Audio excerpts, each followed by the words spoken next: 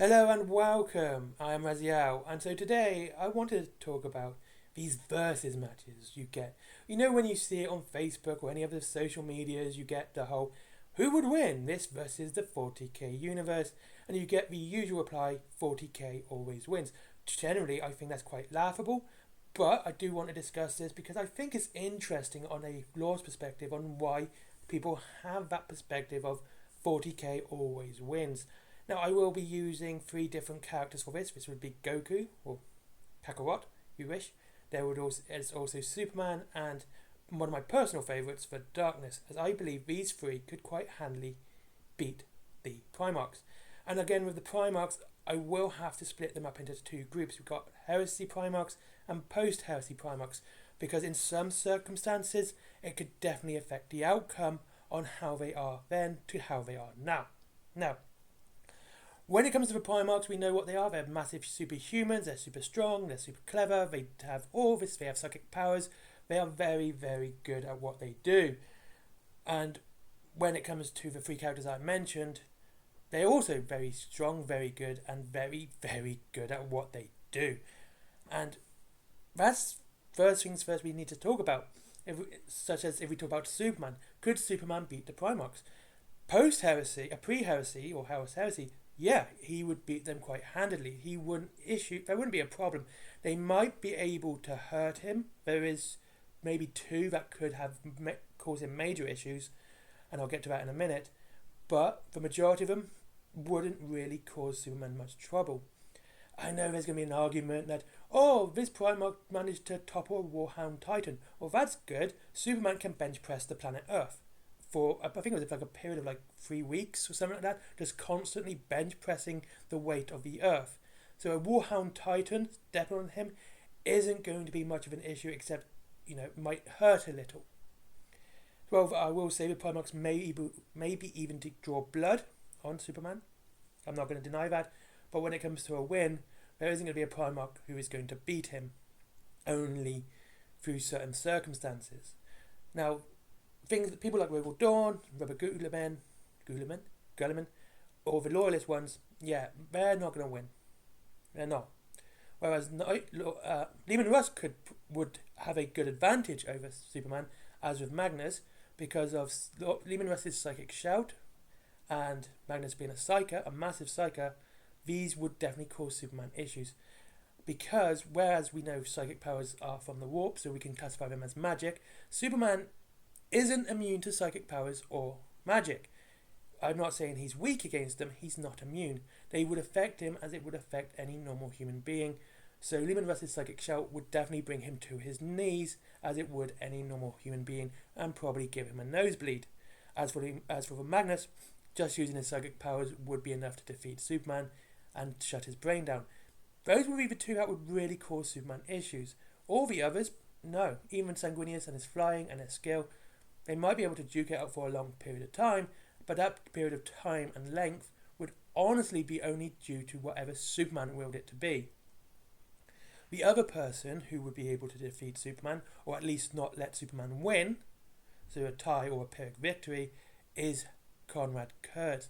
And that is because of another weakness of Superman's. Superman is a very compassionate character. I'm not going to conclude the injustice one here, but he is compassionate. Konrad Kurz would quite easily say, right, you can beat me, Superman, you can beat the hell out of me, I know you can do this, but if you do, that hive city there, that's going to be rubble, and everyone in it is going to be dead. You have a choice here. It would be like with the Joker and Batman. It would literally be that choice. Say, you can beat the hell out of me, or you could save all of them. Superman would go out of his way to save everyone in the Hive City first. That would be what Superman would do. And that would mean, those are the three that I would say would beat him. But now, if we go post-heresy, then we add in Demon Primarchs. Demon Primarchs are, again, pretty much made of a warp, which is magic stuff, and all of a sudden you have Primarchs, who would be able to defeat Superman because he's fighting them as a normal human would fight a Demon Primarch because of the magic they are exuding. He is not strong against that. He is not immune. He will still suffer. And therefore, Superman would lose. And this includes Corvus Corax as well in his birdie form. So that's Superman. And I will mention Kryptonite very briefly because there is no in Universe 40k equivalent to Kryptonite. So they could say, oh, he got Kryptonite. Where from? It's not there. So Superman's biggest weakness, according to what people to Superman lore, isn't going to be an issue within this fight.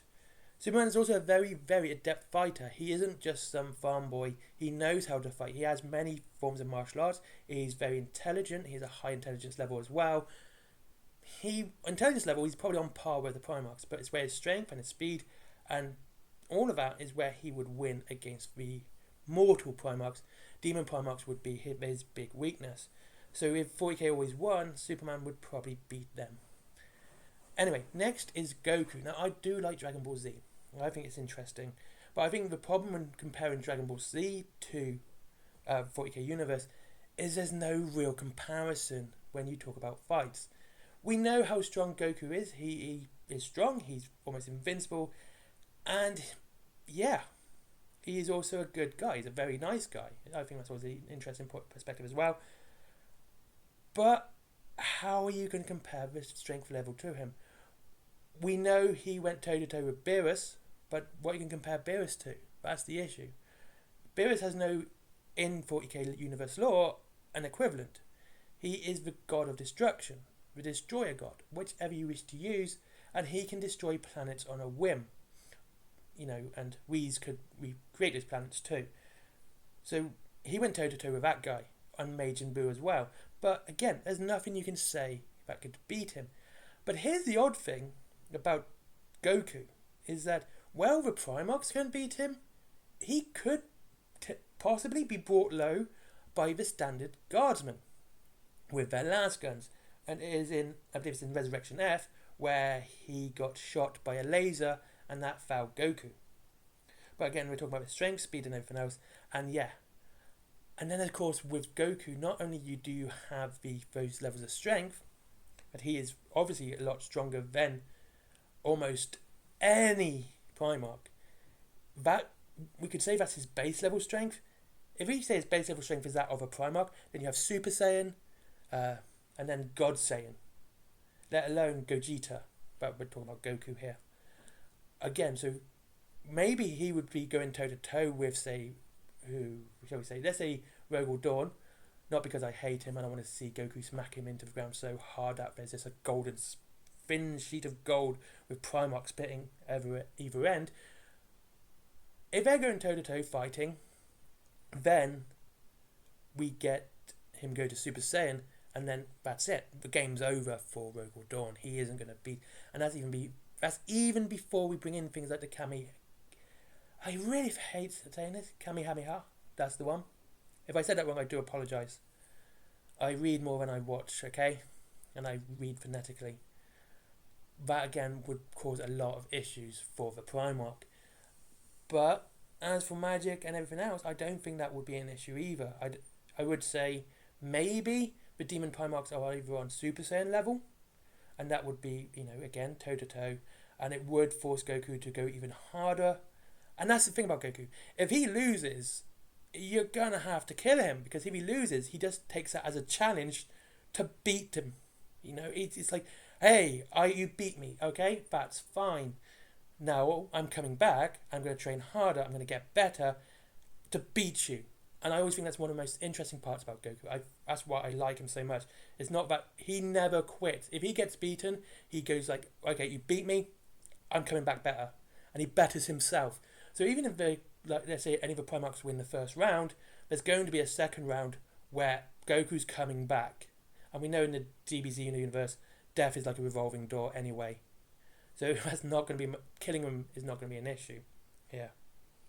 But again, we're going to have to come back in a minute about this conversation about the whole 40k ever wins, because there is an important point to this as well that never gets brought up, and it doesn't need to be brought up. And finally, one of my favourite characters, the Darkness. Now, the Darkness he might not be as strong as any Primarch. He is very strong. We're not talking Superman strong, we're not even talking Saiyan strong. I don't even think his base level strength is that of a Primarch. It's his powers that would absolutely wreck any Primarch. He is insanely powerful. He is probably one of the most powerful characters in any universe because he has one ability and he uses it, and that is he can teleport to anywhere where there is no light. And you go, oh well, that's okay. So he can teleport into shadows. No, no, no. He can go anywhere where there is no light. And last time I checked, unless a Primarch swallowed a glow stick, there's no light within him. It's very dark in there. And yes, the darkness has done this. And he's also a very adept fighter. He's a skilled marksman, being Jackie Estacado being mafia hitman. So yeah.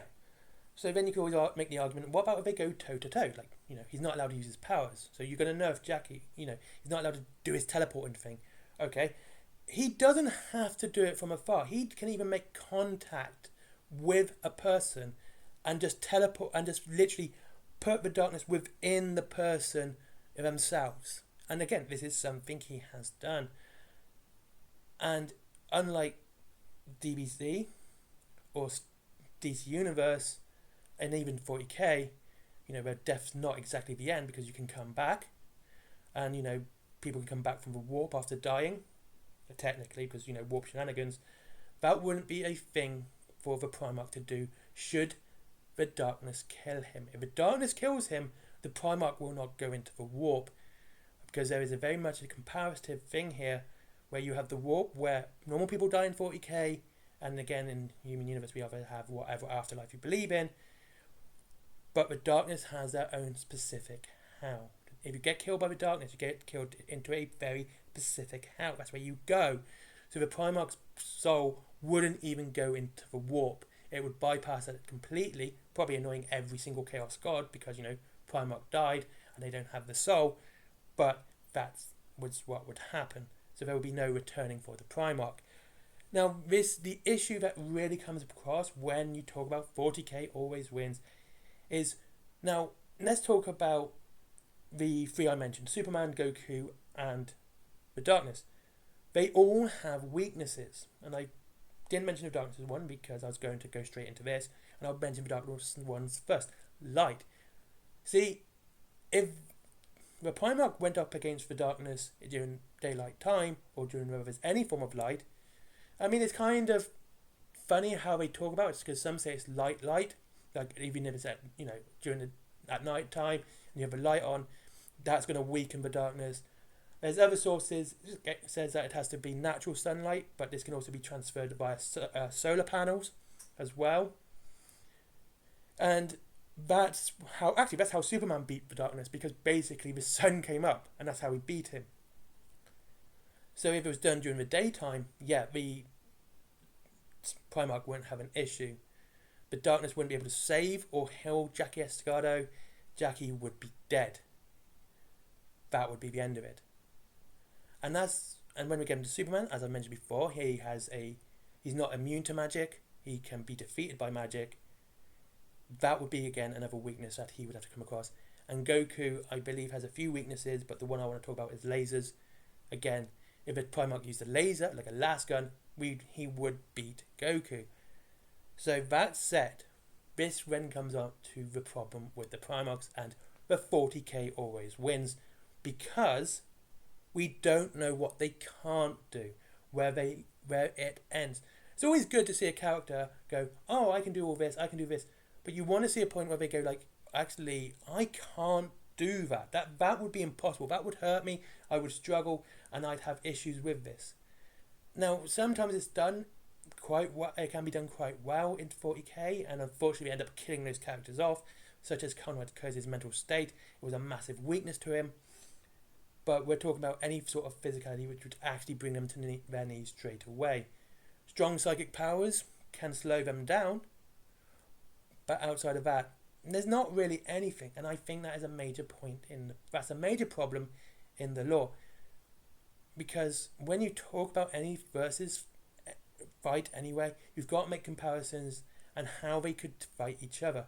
I said about how Goku went toe to toe with Beerus. Beerus beat him quite hard as well, especially when he said, yeah, like I was only using 70%, 80%, 70% of my power, against Beerus, and this kind of annoyed Beerus a lot. But then again, the Godsend just sort of wore off well before that, during that fight, but he was still going toe-to-toe.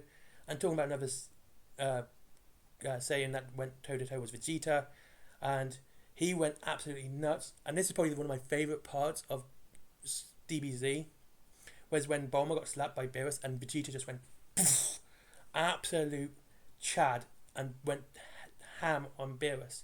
He lost because, Beerus, but yeah, I enjoyed that. So, what was my point?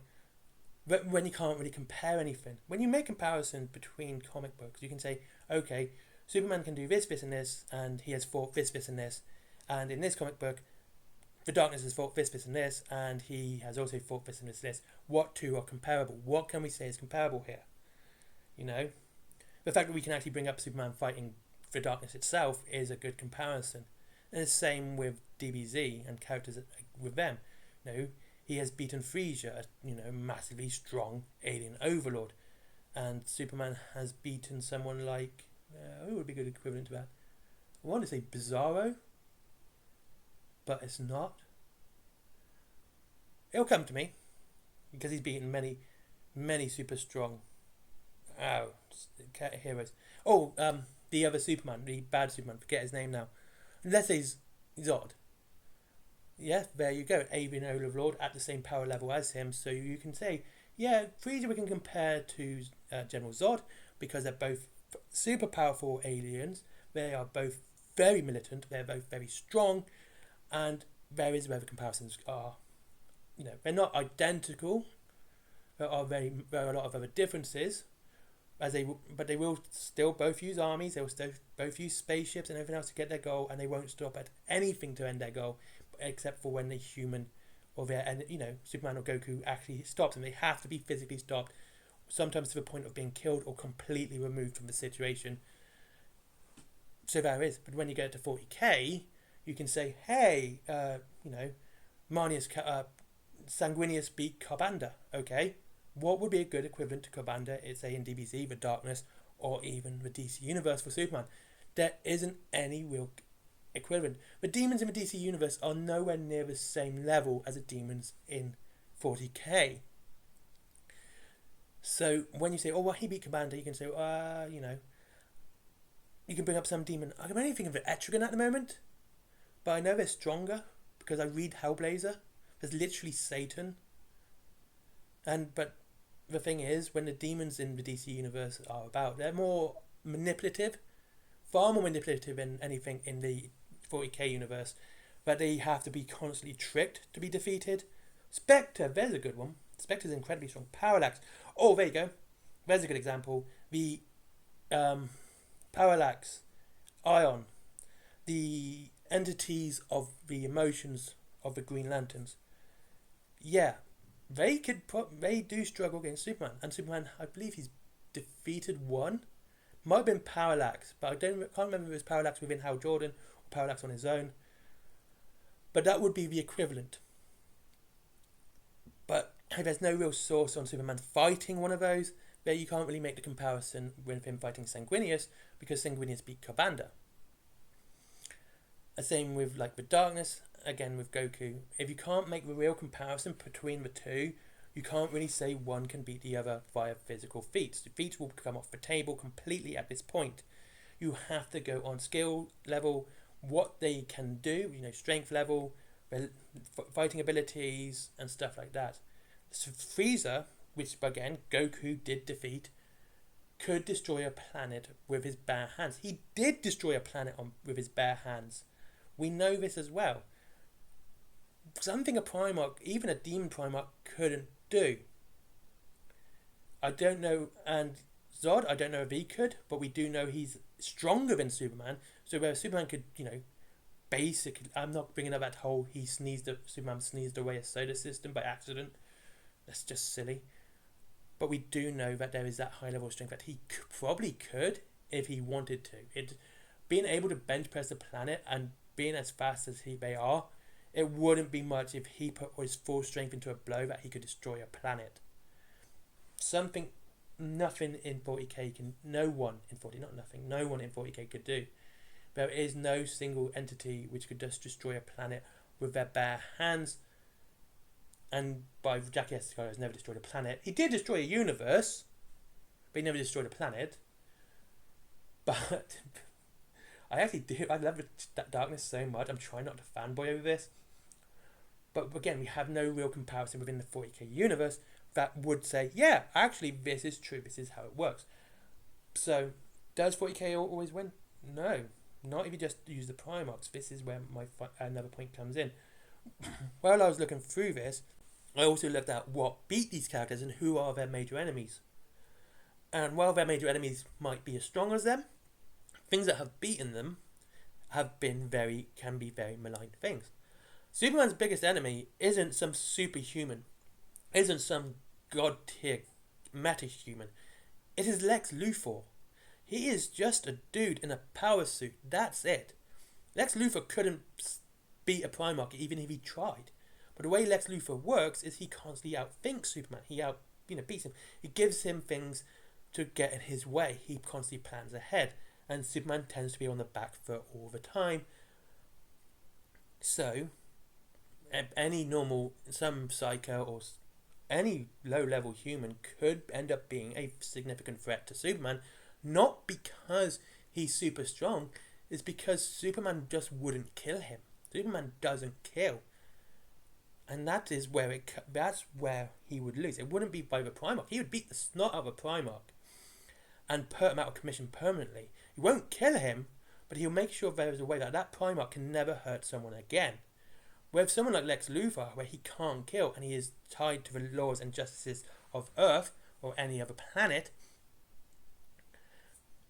because he's just a human, he would therefore be tied down to the same stuff. That he would have to get Luthor imprisoned, put him away, but Luthor would escape. When it comes to Superman and meta-humans, he puts them into a position where they cannot escape, or it's very hard for them to escape. Such as Superboy Prime, he was handed over to the Green Lanterns, put in a red sun, and in a cage constantly guarded. He got out in the end because DC Universe comics do what comics do, but there was a position where he made sure that Superboy Prime couldn't do it. He put Sinestro in the anti-universe, and that's what happens. And Goku got beaten by a laser. I know I said it before, but it does show that whereas a Primarch couldn't beat him and a Astartes couldn't beat him, a single shot from a Guardsman could beat him. So Goku probably wouldn't last long in the 40k universe if you compare him to a normal 40k universe. But when you do it versus a Primarch, he's going to win. But if you put him against something like the Imperial Guard, Goku's probably going to lose. And I don't want to say that because Goku's great. He's not great as Vegeta, but he's great. I didn't want to bring up Vegeta because he's so cool. And finally, the Darkness has his massive weakness of daylight. And he has quite a big of a bonus because he has a good friend in the NYPD. But he would have to be killed during daylight hours. He would have to be stopped then. But then, you've got to understand that he has a huge, huge network. And if he thought a Primarch was going to come after him, he'd put himself in a position where he would get to the Primarch first. He does this all the time. He'll do what he does until he learns that someone's against him. Like, let's say he's on Terror. He's starting a big crime organisation. He's, starting to sell drugs and stuff like that to the citizens, and it catches the attention of Rogel Dawn. As soon as he knows Rogel Dawn is onto him, he will start his plan of attack and start avoiding him during the day, and he'll start attacking him at night. He will take out, Astartes. He will take out everything he can to make sure he can get to Rogel Dawn. Rogel Dawn would actually have to outthink him to beat him, and that's Darkness' biggest weakness. He does tend to lose because of the enemies outsmarting him or even negotiating him to step down to the point where he's not going to win the fight because it's daylight time, but he will be discussed of a way out. And the thing is with the Darkness, Jackie can come back because if you're going into your own hell, that's where you're coming from. Yeah, you got to remember, Darkness wants to keep living until it reproduces, and if you don't reproduce, The darkness is going to do everything it can in its power to keep you alive. So if you end up dying, it will put you in a state where you'll go to hell, or the darkness hell, and until your body is repaired fully, no matter the damage. And that would be what Rogel Dawn would have to do. Basically, Rogel Dawn, to defeat the darkness in this, would either have to talk him down, or to basically get him to leave Terra, or get him laid. That would be the two things. So what's your opinion? Oh God, this is a long video for me. I do apologise, guys. I didn't mean to go this long. This will probably be with video game footage then. And so, what's your thoughts on this? Do you think that there is a way for the Primarchs to win in 40k these versus matches, or do you think that 40k tends to get hyped up too much? And when you actually sit down and think about it, not just cherry picking the arguments, but talking about it seriously on strengths and weaknesses, and you can't really add feats because there's nothing really comparable with 40k. Do you think this is true? What's your opinions? You know I like reading your comments, I always do. And I'll see you all in the next one. Link to Wailing Games down below as always. I do, if you want to support the channel, up to 20% off and free delivery after £20. There is also Forbidden Planet as well, if you like comics, DVDs, manga, etc, etc. Cool stuff, and there's my merchandise as well, and I hope to see you all in the next one. Really sorry for this long video. I'll see you again soon. Bye bye.